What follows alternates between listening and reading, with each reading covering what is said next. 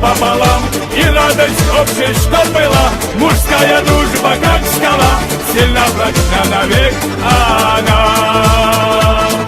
Ведь дружбе истина одна, друзья на то они друзья. Делить невзгоды пополам, и радость общая, что была.